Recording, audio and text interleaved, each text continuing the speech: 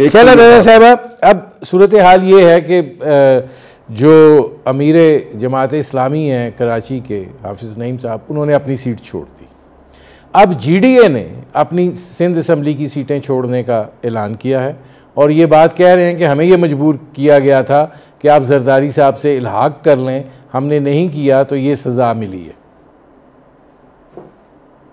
मेरा ख्याल है कि GDA के लोग तो हर साल इलेक्शन, वो हर दफ़ा इलेक्शन GDA ही करके लड़ते और हर साल माशाल्लाह धूमधाम से हारते।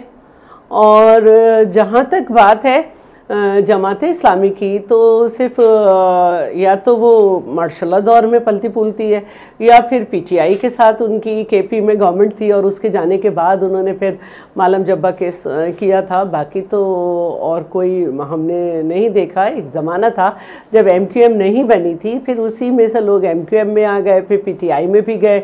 अब जहाँ तक बात है, देखिए मसाइल हैं जो नहीं शरद साहब, इसमें सवाल है, सवाल ये है कि देखें GDA चली गई, ठीक है, एक सीट है जमात इस्लामी की, उन्होंने उधर से छोड़ दी।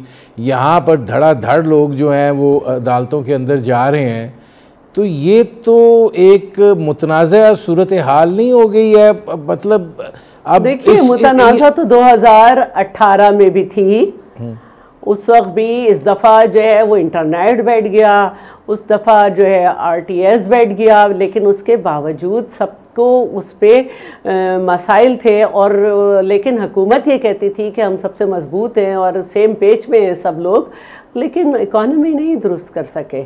तो इकॉनमी ना सेम पेज से होती है और न इकॉनमी जो है वो मुख्तलिफ़ पार्टीज़ के बैठने से होती है। इकॉनमी जो है वो जब तक आपकी इकनॉमिक पॉलिसीज़ जो हैं वो होनी चाहिए। तो जो हुकूमत RTS बिठा के आई, उसके वज़ीर ख़जाना ने कहा कि 3 साल 8 महीने हमारी कोई पॉलिसी नहीं थी, एक के बाद एक तजर्बा करते थे।